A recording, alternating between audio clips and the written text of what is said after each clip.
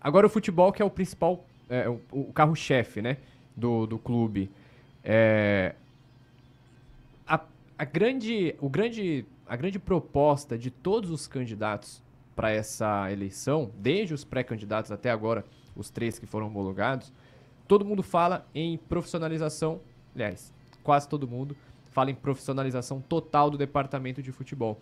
E aí eu queria entender, Bap, da sua proposta, como que você pretende organizar o organograma do departamento de futebol do clube? Como que vai ser isso?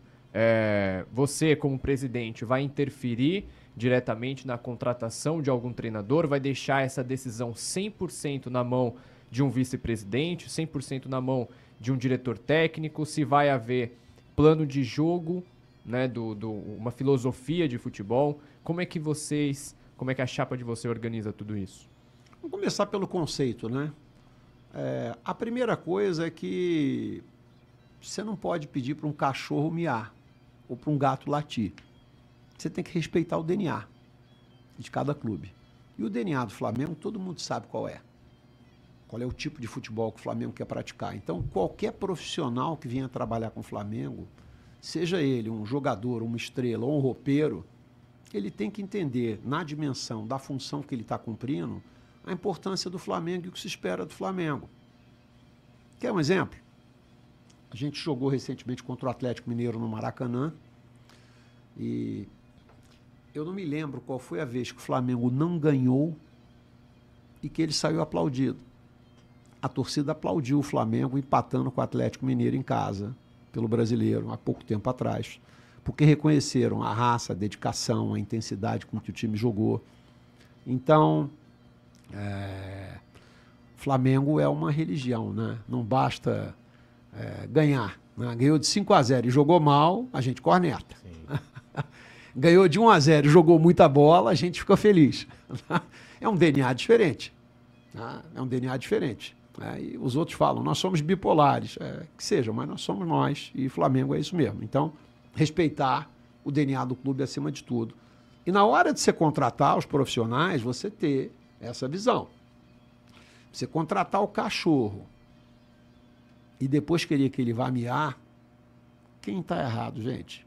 É o cachorro ou quem contratou o cachorro? Então, eventualmente, algumas escolhas que a gente faz de profissionais, pelo momento, porque eu conheci o cara, porque ele deu certo em outro clube. Às vezes ele deu certo em outro clube por outras circunstâncias, porque os clubes são diferentes, têm DNA diferentes, têm perfis diferentes, têm histórias diferentes, enfim. Então você tem que respeitar a história do Flamengo, ok? Primeira coisa. De cima a baixo. Segundo, nós não vamos ter na nossa gestão vice-presidentes que vão se envolver com as suas pastas. Se eu vencer as eleições, eu pretendo trabalhar para mudar isso no Estatuto do Flamengo, porque quando você tem um VP de marketing, quando você tem um VP jurídico, quando você tem um VP de futebol, estes caras se metem no dia a dia. E o que acontece com o funcionário que é remunerado? Se der alguma coisa errada, quem vai ser mandado embora? É o funcionário, não é o dirigente. Sim. Então o que o funcionário faz? O dirigente quer fazer alguma coisa que eu não acho adequada, deixa ele fazer. Depois eu culpo ele e tudo bem. E via de regra, isso não dá certo. Então, não é no futebol, nós não vamos ter vice-presidentes que vão se meter nas áreas no dia a dia. Eles vão trabalhar como um conselho de empresa. Nós vamos discutir vários aspectos sobre perfil do estádio da gente, ações que o Flamengo deva fazer institucional, operacionalmente, como no conselho de empresa. Mas não vai ter aquela história, eu sou dono do Remo, eu sou dono do clube social, eu sou dono do futebol. Não vai haver essa figura. Eu não vou ter vice-presidentes assim. E eu vou tentar passar mudanças estatutárias que reflitam isso. Não apenas para o meu mandato, porque eu acredito que essa profissionalização é absolutamente fundamental. Neste caso, quando você pergunta se eu vou me meter, o presidente do clube tem a caneta e ele tem que aprovar. Mas eu vou te dizer, eu aprendi isso, que você não deve se meter em algumas coisas. Você tem que fazer as perguntas certas e avaliar o trabalho de quem está fazendo a coisa. Então, no desenho da gente de futebol, nós vamos ter um diretor técnico. Do lado desse diretor técnico, nós vamos ter um diretor médico, que é um cara no mesmo nível dele. Do lado dele, a gente vai ter um cara que vai cuidar da base, porque a base no Brasil é algo muito importante. Este diretor técnico vai ter respondendo a ele toda a estrutura atual do futebol. Tá certo? Ele vai determinar como o futebol da base joga e como o futebol da base treina. Para que quando você precisa de um lateral esquerdo no time de cima, de última hora, esse cara suba e saiba como o time joga. Não vai ser uma coisa, o Sub-13 joga a lá Bangu, o outro a lá Palmeiras, o outro a lá Flamengo, um é reativo, o outro é muito agressivo. Não vai ter o perfil de cada um dos treinadores que estão lá. A ideia é padronizar as categorias. A ideia é padronizar como a La Masia, que era a escola lá do Barcelona. Nós temos um DNA. O cara, para jogar aqui, ele vai ter que entender e respeitar a instituição, seus princípios, seus valores, conhecer a nossa história, respeitar o código de conduta que vai valer para atletas também. E nós vamos ter um diretor técnico que vai cuidar de todas essas partes. Ele vai ter que prestar contas para quem? Para mim.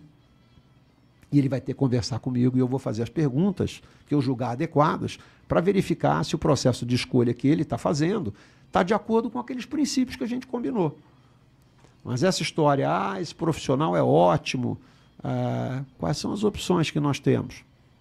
Por que você acredita que esse profissional está preparado, está capacitado? É muito comum em empresa, eu fui presidente de empresa há muitos anos, todos os candidatos que iam ser contratados a partir de um determinado cargo de diretor para cima na empresa, diretor para cima, antes de ser finalizado, ele tinha uma entrevista comigo. Basicamente, você não está qualificando um indivíduo nessa altura do campeonato, né? Porque ele já foi qualificado por todas as instâncias prévias. Você está desqualificando. Você vai lá para verificar se a escolha dele está errada. E você tenta buscar indícios de que talvez esse profissional não seja adequado para o teu clube. Analogamente é o que eu faria no Flamengo. Mas dizer que tem que ser o Túlio, ou o Theo, o BAP ou o Maurício, isso é uma maluquice, eu não vou incorrer nesse equívoco. A gente não faz isso numa empresa. Você diz, eu preciso contratar um jornalista, vai lá e contrata o Túlio, que eu sei que ele é o melhor. O que a sua vice-presidente de recursos humanos ia falar? Mas de onde que você tirou isso? Você acha que você não devia ouvir outros caras? Então, na vida da gente, a gente pensa assim, a gente faz assim. Mas no futebol, a gente tem uma certeza de que, pela paixão que a gente tem, a gente sabe o que é melhor para o clube. Isso é uma tolice. Isso é um devaneio da gente. E eu entendo que ao longo do tempo, eu fui me curando disso. E uma das razões de pensar diferente de alguns amigos de outrora, né, é de perceber que, olha, é um equívoco fantástico isso. Você vê 10 minutos de televisão de um jogo e achar que você descobriu o técnico, o melhor jogador para o teu clube. Quando você vê o processo de avaliação que os profissionais fazem, você fica envergonhado. Você fala, como eu sou ridículo. Eu acho que sei muito. O cara, eu vejo 3 partidas do cara no Brasileiro, vejo 2 melhores momentos, eu acho que o cara é fantástico. O cara vê 3 anos da vida do cara dentro, fora de campo, ficha médica, performance, no início do jogo, no meio do jogo, no fim do jogo, quando ele está jogando num time que é reativo, quando ele está jogando num time que é muito ativo. Aí você fica vendo, eu não entendo merda nenhuma disso, eu não sei nada disso. Eu acho que entendo, como a maioria dos torcedores. E aí a paixão fala mais alto. Então, na tua pergunta, eu vou me envolver no processo de definição do profissional que vai estar lá, mas do profissional em si, vou cometer outros erros, esse eu não vou cometer.